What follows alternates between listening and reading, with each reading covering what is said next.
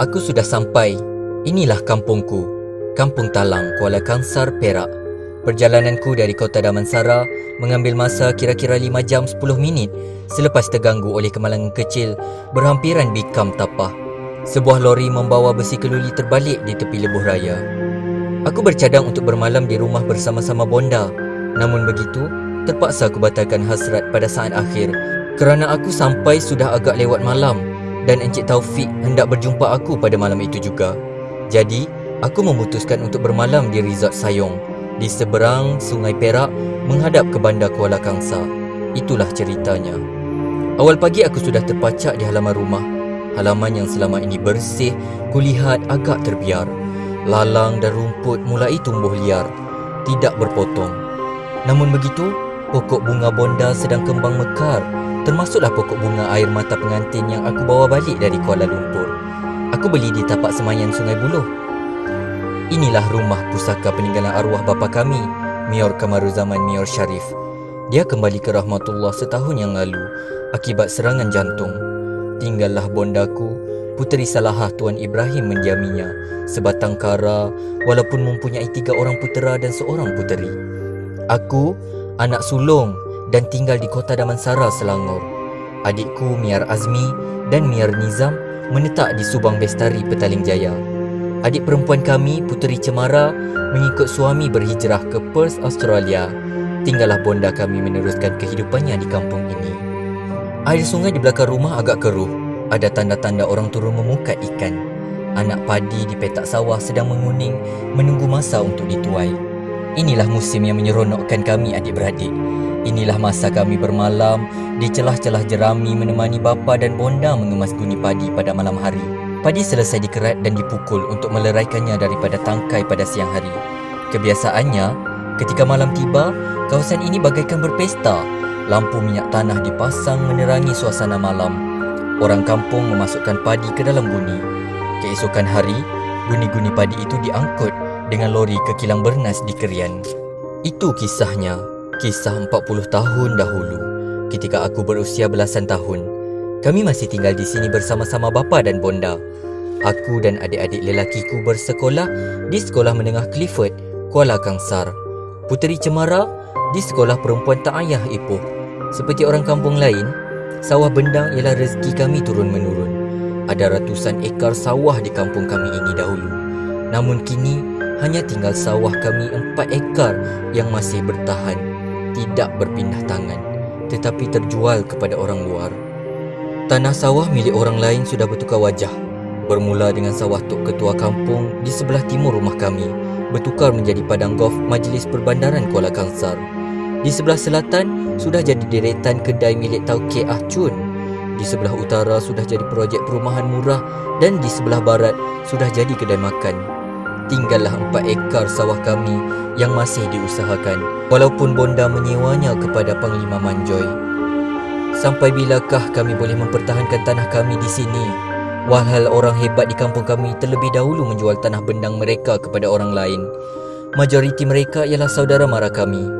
Memang, kalau dengan mereka bercakap, langkah mayat mereka dahulu pun belum tentu tanah itu akan terjual kepada pihak lain. Siapalah yang tidak kenal Pak Long Mega Osman, bapa saudaraku yang juga pengerusi JKKK di kampung kami. Sejak turun-temurun, dia mewarisi bakat kepimpinan ketua kampung daripada datuk dan bapanya dahulu. Namun begitu, dia juga akhirnya memulakan langkah songsang menjual tanah pusakanya kepada Majlis Perbandaran Kuala Kangsar untuk dijadikan padang golf. Kemudian, Tok Haji Mior Taha, Tok Imam kampung kami, juga turut mengubah haluan. Pendiriannya untuk tidak menjual tanah pusaka turun-temurunnya juga berkecai. Dia juga termakan pujuk rayu Ah Chun dan akhirnya menjualnya untuk dijadikan projek perumahan kos rendah untuk rakyat Kuala Kangsar. Besar jasa Tok Imam Mior Taha kepada pembangunan bandar ini. Selepas itu, seekar demi seekar tanah di Talang itu berubah tangan. Kebanyakan pembelinya ialah Tauke Cina yang hendak membesarkan kedai mereka akibat dihimpit pembangunan jalan baharu di bandar itu. Tanah bendang ini ialah wajah bangsa kita. Orang Melayu tidak boleh dipisahnya dengan sawah bendang. Kita perlu pertahankan jika ada usaha untuk mengubah tanah sawah ini. Masih terngiang-ngiang kata-kata arwah bapaku suatu hari 40 tahun dahulu. Biar apa-apa pun terjadi, kita mesti mempertahankannya, walaupun hingga terpaksa bermandikan darah, katanya lagi. Selepas bapa kembali ke rahmatullah, bonda mewarisi semangat dan kecekalan bapa yang selama ini ditiup ke dada kami adik-beradik. Puas Tok Megat Osman dan Tok Haji Mior Taha memujuk kami berdiri teguh di belakang bonda kami. Pembangunan memerlukan pengorbanan. Tengok kawasan baharu di bandar ini, semuanya hasil pengorbanan orang Melayu. Kalau tak berkorban, manalah nak datangnya pembangunan di negara kita. Nak maju hendaklah berkorban, kata Tok Megat Osman, bapa saudaraku yang juga abang bondaku. Kalau dah jual, manakah lagi hak kita? Manakah lagi nak datang tanah Melayu? Habis berpindah tangan, habis dah. Akhirnya kita tinggal nama sahaja. Hak milik bukan kita lagi, dah jadi orang punya, kata bondaku tanpa sedikit pun terusik dengan pujuk rayu abangnya. Namun beberapa bulan selepas itu, nada bonda agak lembut sedikit. Bonda apa-apa pun tak apa. Bonda ikut saja. Janji kamu adik-beradik hidup aman damai. Berbahagialah. Bonda tak akan pertahankan tanah ini kalau kamu adik-beradik bercelaru, tak bersatu dan hidup tak berkasih sayang. Itulah kata bonda. Itulah doa bonda kepada kami adik-beradik. Kami adik-beradik hidup berkasih sayang, hormat menghormati dan akrab antara satu dengan yang lain. Adik-adikku termasuk adik ipar menyerahkannya kepadaku. Bulat kataku, bulatlah mereka. Mereka sangat menghormatiku sebagai abang tua dalam keluarga.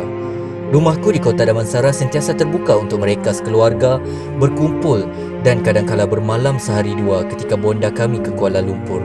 Kalau Puteri Cemara dan keluarga balik ke Perth, rumah akulah yang menjadi tempat mereka tinggal selama berminggu-minggu, sama ada untuk bercuti maupun untuk urusan tugas di Kuala Lumpur. Suami Puteri Cemara ialah pegawai Kementerian Luar Negara di Kedutaan Malaysia, Perth, Australia. Julian Paul ialah warga Australia. Mereka bertemu jodoh ketika Puteri Cemara belajar di Perth dahulu. Sekarang sudah mempunyai 6 orang cahaya mata yang comel-comel. Anak-anakku, Yok Majlis dan Yok Razman yang belajar di Perth tinggal dengan mereka. Jadi kami sekeluarga sangat akrab.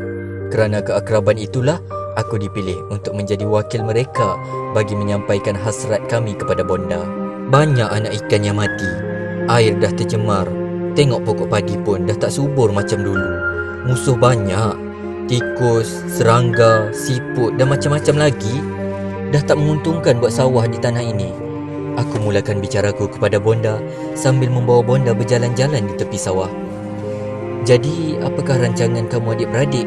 Tanya bonda terus ke pokok perbincangan sehingga membuatkan aku serba salah. Kami bercadang nak jual. Kebetulan ada permintaan dari pemaju. Jelasku tanpa teragak-agak. Nak jual? Itulah kata hikmah bonda. Selepas itu, aku tak dengar apa-apa lagi. 2 hari selepas kami bertemu, bonda terkena serangan angin ahmar. Tidak boleh bercakap. Separuh badannya lumpuh. Hari ini, genap sebulan bonda terlantar. Aku dan isteri, menantu kesayangan bonda menguruskan hal kesihatan bonda. Mandi mandanya, makan minumnya, sehinggalah urusan membersihkan najis dan menukar lampin kami lakukan dengan penuh taat dan kasih sayang.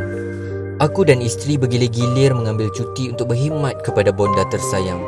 Adik-adikku juga balik menjenguk bonda sehari 2. Bahkan Puteri Cemara turut pulang dan tinggal menguruskan bonda lebih 10 hari.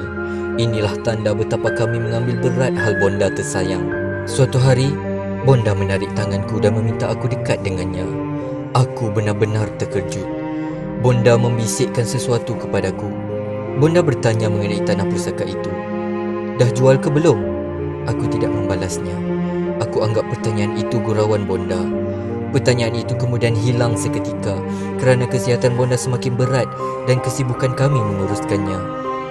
2 hari kemudian, bondaku menghembuskan nafas terakhir. Dia pergi selama-lamanya mengikut arwah bapaku.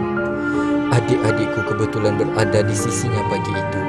Itulah saat-saat kebahagiaan bondaku apabila melihat kami adik-beradik hidup bahagia sebagai sebuah keluarga. Aku tidak sempat membisikkan ke telinga bonda bahawa tanah sawah sudah berpindah tangan. Aku juga terpaksa mengikut keluarga yang lain. Tanah ini sudah kujual. Wangnya akan kuagih kepada adik-adikku. Aku berjanji untuk menjaga keharmonian hidup kami adik-beradik seperti yang bonda idamkan. Aku tidak dapat menolak pembangunan dan inilah sebahagian sumbangan kami kepada negara. Maafkan kami, bondaku.